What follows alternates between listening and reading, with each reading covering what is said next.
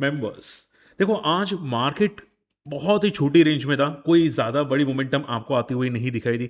अगर निफ्टी की क्लोजिंग की बात करें जाए यहाँ पे देखो सी 24,600 से लेके 24,670 के आसपास बहुत छोटी रेंज में था, और आज पॉसिबल ही नहीं था मार्केट में निफ्टी में कोई प्रॉफिट करे। ठीक है। एंड देखो मैं आपको पहले से बता रहा हूँ मार्केट की रेंज बहुत छोटी होती जा रही है, मोमेंटम आ रही है वो भी सिर्फ गैप अप गैप डाउन के अंदर। तो आप लोग जो ट्रेड करते हैं ना उसमें बहुत संभल के ट्रेड करना पड़ता है, वरना आपके एसएल जा सकते हैं। और ये सब किसने किया है सभी लोग जानते हैं, ठीक है, कि नए नए रूल्स आते हैं मार्केट में, इसकी वजह से सब हो रहा है। ठीक है। हालांकि ऊपर के लेवल से अगर आप देखोगे तो मिड कैप थोड़ा फॉल किया है। आज मिड कैप इंडेक्स में यहां पे फॉल आया है, और बहुत सारे स्टॉक्स आज भी फॉल करते हुए दिखाई दे फ्रॉम द टॉप से। ठीक है। अब देखो मैं डिस्कस करूंगा वन बाय वन, थोड़ा सुनिएगा, समझने की कोशिश कीजिएगा, क्योंकि इंपॉर्टेंट चीज़ है अगर आप ये स्टॉक में यहाँ पे समझना चाहते हैं। ठीक है, मतलब अगर आपका कोई व्यू है तो यहाँ पे फोकस करना। और अगर फ्री टेलीग्राम में नहीं, जाके ज्वाइन कर लेना, सर्च कर लेना माई स्टॉक मार्केट फंडा। और नया जो आईपीओ आया है अधेर इंडस्ट्रीज, उसका मैंने डिटेल शॉर्ट वीडियो रख दिया है, आप यहाँ पे शॉर्ट वीडियो भी चेकआउट कर सकते हैं फ्री टेलीग्राम के अंदर, या फिर यहाँ पे मेरे अकाउंट के अंदर चेकआउट कर सकते हैं यूट्यूब में। ठीक है। और अगर कम्युनिटी में आना चाहते हैं तो हमारे लिंक से अकाउंट ओपन कीजिएगा, अकाउंट ओपनिंग की लिंक वीडियो के डिस्क्रिप्शन कमेंट्स में आपको दे दी जाएगी। ठीक है, चलिए स्टार्ट करते हैं। देखो निफ्टी की रेंज बहुत छोटी थी, निफ्टी में कोई ट्रेड आज एक्सपेक्टेड था नहीं। आई होप कि आप लोगों ने लॉस नहीं किया होगा आज के दिन के अंदर। एंड रीजन कोई है नहीं निफ्टी का छोटा रेंज, हालांकि एक्सपेक्टेड था कि निफ्टी फॉल कर सकता है, बट रिलायंस ने बचा लिया। अगर आप रिलायंस देखोगे तो रिलायंस आज 3 से 3.5% मोमेंटम किया।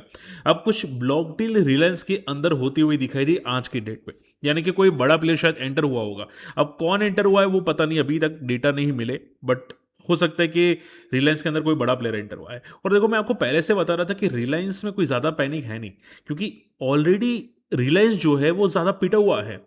आप देखोगे पिछले 2 साल से रिलायंस ने कोई मोमेंटम नहीं किया है, ठीक है, एक ही रेंज में है, और ज़्यादातर ये बॉटम पे है, ज़्यादातर ये सपोर्ट के आसपास है। तो ज़्यादा कोई पैनिक है नहीं, क्योंकि रिजल्ट्स बहुत अच्छे आ रहे हैं, प्लस ये लोग अपना जियो का टैरिफ बढ़ाने वाले हैं। तो पैनिक यहाँ पे ज़्यादा दिखता नहीं, और जो वार है उसका सिचुएशन बहुत ज़्यादा कंट्रोल में आ रहा है, तो भी यहाँ पे कोई पैनिक है नहीं। तो ऑल इन ऑल बड़े प्लेयर्स को लग रहा है कि भाई पॉजिटिव है चीज़ें रिलायंस के अंदर, इसकी वजह से वो लोग आ रहे हैं।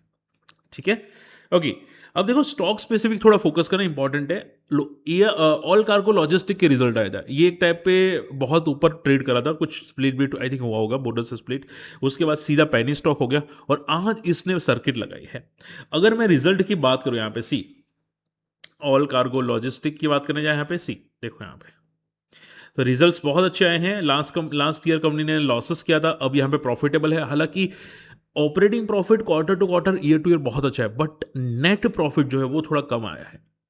ठीक है, बट स्टिल अगर आप देखोगे ईयर टू ईयर बेसिस पे काफी अच्छा जंप है। पेनी स्टॉक था तो भाई स्टॉक भाग गया। पर देखो एक बात याद रखना कि स्टॉक भागता है ना तो ऐसा नहीं कि वो कंटिन्यूसली पॉजिटिव रहेगा, कंटिन्यूसली पॉजिटिव रहेगा। वो आज ऊपर है, कल हो सकता है क्रैश हो जाए, जैसे कि आज ओमनीटेक हुआ था, मैं आपको बताऊंगा अभी ओमनीटेक क्या। बट हमेशा याद रखो कि देखो अगर आपको लगता है रिजल्ट अच्छे है ना, स्टॉक का 7 दिन वेट इंपॉर्टेंट होता है। ठीक है, 7 दिन का वेट इंपॉर्टेंट होता है। कभी कभी लाइव मार्केट में रिजल्ट आ जाते हैं, स्टॉक सर्किट मारता है, नेक्स्ट डे को गैप अप भी ओपन हो जाता है, जैसे कि ओमनीटेक, बट उसके बाद पैनिक आना स्टार्ट होता है। ठीक है, तो 7 दिन का वेट करना पड़ता है। या फिर देखो मैं क्या करता हूँ, या तो मान लो रिजल्ट अच्छा आता है तो मैं एक दिन स्विंग ट्रेड कर लेता हूँ और निकल जाता हूँ। मैं ज़्यादा वेट भी नहीं करता, स्विंग ट्रेड यानी कि 2 से लेकर 5-6% मैं लेके निकल जाता हूँ। फिर स्टॉक कहीं पे भी जाए मैं 7 दिन के बाद देखता हूँ उसको। ठीक है, तो पॉइंट्स हमेशा याद रखने पड़ते हैं। हालांकि इसने ऊपर रेजिस्टेंस बनाया था 32 का, नीचे सपोर्ट बनाया यहाँ पे 8 से लेके 5 रुपए के आसपास का, बहुत अच्छा सपोर्ट है। इसके ऊपर का रेजिस्टेंस है 15 का, अगर ये ब्रेक करता है तो बहुत बड़ा ब्रेकआउट माना जा सकता है। ठीक है, तो बेस बना चुका है, रिजल्ट्स अच्छे आ रहे थे, तो इसकी वजह से स्टॉक भाग गया। बट हाँ कंपनी अच्छी है, और पूरा लॉजिस्टिक्स सेक्टर काफी अच्छा परफॉर्म कर रहा है। ठीक है, इवन माना जा रहा है कि इसका ग्रोथ काफी अच्छा रह सकता है कंपनी का। बात समझ में आ रही है। So all in all numbers अच्छे हैं, थोड़ा रडार पे रखा जा सकते हैं, हालांकि कोई रिकमेंडेशन नहीं है। इंडो मीम देखो ये लिस्टिंग के बाद लगातार भाग रहा है, आज भी सर्किट मारी है स्टॉक ने। मैंने ट्राई किया था सर्किट में एंटर करने का, बट हुआ नहीं। 82% भाग चुका है। अब भागने का रीजन ये था कि कंपनी बहुत तगड़ी है। आप देखोगे यहाँ पे कंपनी का फाइनेंशियल ग्रोथ बहुत इंप्रेसिव है, बड़े प्लेयर्स को ज़्यादा पसंद आया है, एंड कंपनी का प्रॉफिटेबिलिटी रेवेन्यू तगड़ा बढ़ रहा है। ठीक है, और ऑल इन ऑल कंपनी का बड़े प्लेयर्स को लग रहा है कि बहुत अच्छी कंपनी, इसकी वजह से सर्किट पे जा रहा है आज। ठीक है, और ऑल इन ऑल चीज़ें पॉजिटिव है इंडो मिम के लिए। कहाँ पे गया, जस्ट अ सेकेंड, हाँ इंडोमिम के लिए। बट देखो एक बात याद रखो कि स्टॉक के रिजल्ट्स बाकी है, ठीक है, एज पर आई नो। अगर हम लोग यहाँ पे नीचे फोकस करें तो रिजल्ट अभी तक नहीं आए हैं, तो ये रिजल्ट का पहले की मोमेंटम है। मान लो कि रिजल्ट में जरा सी ऊपर नीचे हो गई तो पैनिक आएगा, ठीक है।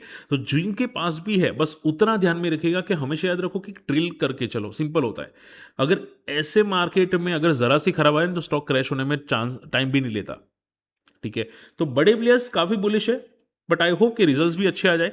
अगर अच्छे आते हैं तो काफ़ी चीज़ें पॉजिटिव हो सकती है। नवीन फ्लोरिन, कल ही हम लोगों ने डिस्कस किया था, बहुत तगड़े रिजल्ट्स है।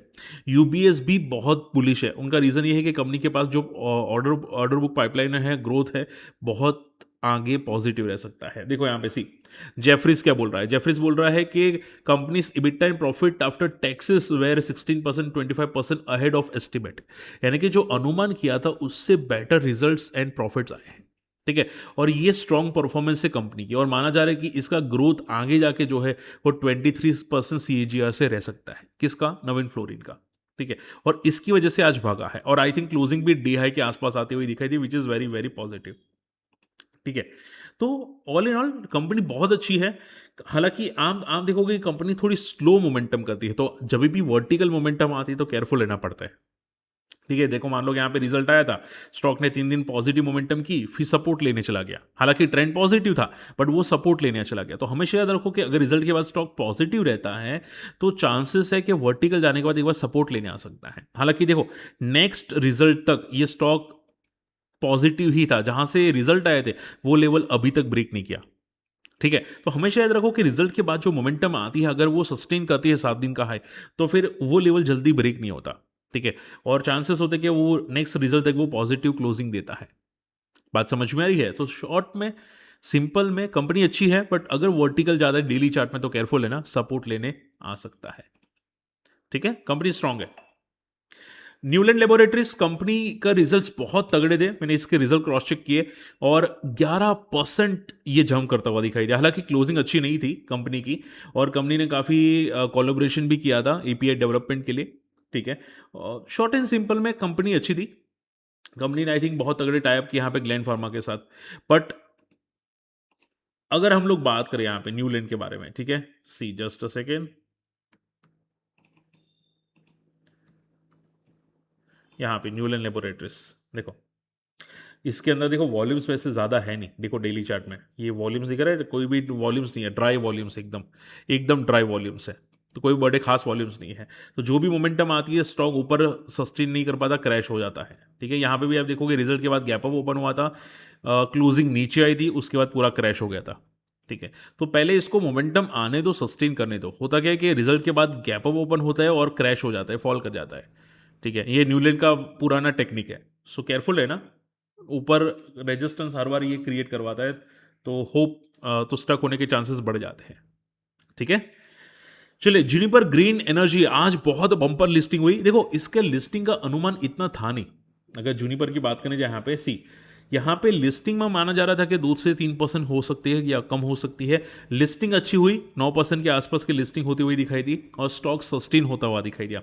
रीज़न ये था लिस्टिंग अच्छी का कि इसके अंदर एंकर बुक के जरिए बड़े प्लेयर्स आए थे, SBF funds, Abu Dhabi, ICICI pro, बहुत सारे बड़े प्लेयर्स आए थे।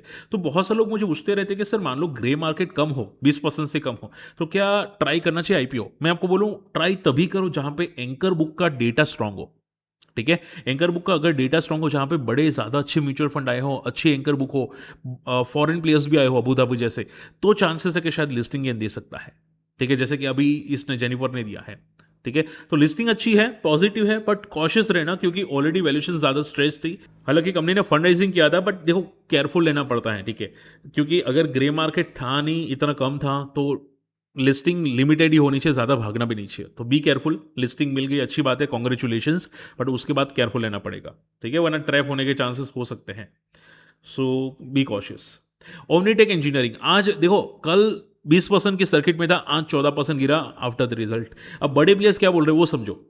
ओमनीटेक रिटेल के अंदर बड़े प्लेयर्स ये बोल रहे हैं कि भाई ऑलरेडी स्टॉक ज़्यादा वर्टिकल राइज कर चुका है, ठीक है, और ये काफ़ी स्ट्रेच हो चुका है।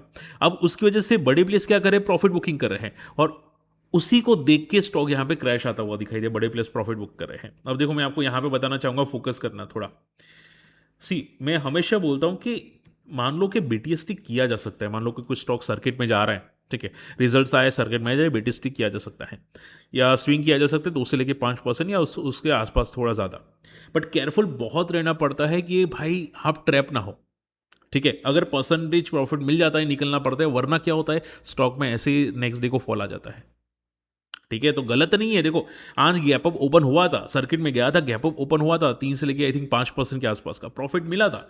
बट जो लोग ने प्रॉफिट बुक नहीं किया होगा, ये क्रैश हो गया 14%। अब देखो स्टॉक का जो भी इसने मोमेंटम किया था, मान लो कि यस्टरडे 20% की मोमेंटम की थी, आज 14% फॉल हुआ, तो प्रीवियस डे का अगर ये लो तोड़ देगा ना जब भी, ठीक है, जिसने 20% की सर्किट मारी थी, अगर वो लो टूट गया ना तो ये तगड़ा क्रैश होगा। क्यों? क्योंकि ऑलरेडी बहुत ज़्यादा स्ट्रेच हो चुका है, ठीक है। तो आप बहुत सारे लोग बोलते हैं कि सर स्ट्रेच हो चुका है, आप रिजल्ट अच्छे आए थे स्टॉक भाग गया, आप तो बोल रहे कि स्टॉक भाग गया, इतना भागना नहीं चाहिए था।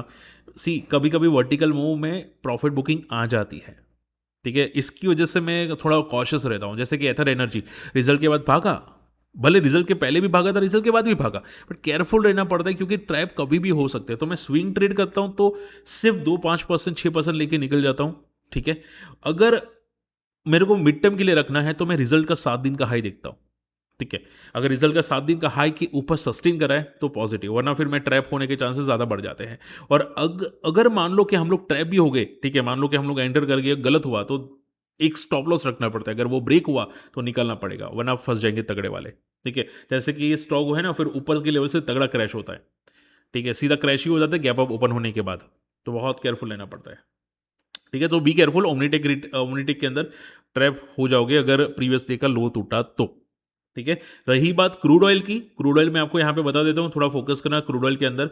वापस 80 के आसपास आ रहा है, सपोर्ट ले रहा है क्रूड ऑयल, बार बार यहाँ पे सपोर्ट ले रहा है। हो सकता है ये लास्ट सपोर्ट हो, क्योंकि बीच में काफ़ी तगड़ा क्रैश हुआ था, ठीक है। तो ये लास्ट सपोर्ट हो सकता है। अगर ये इस बार सपोर्ट तोड़ता है तो फिर सीधा आएगा 70 के आसपास का, ठीक है। सो बी केयरफुल, क्रूड ऑयल थोड़ा वॉलेटाइल है, अभी कोई ब्रेकआउट नहीं है, ब्रेकआउट 84 के ऊपर ही होगा और ब्रेकडाउन यहाँ पे होगा 78 के नीचे, ठीक है।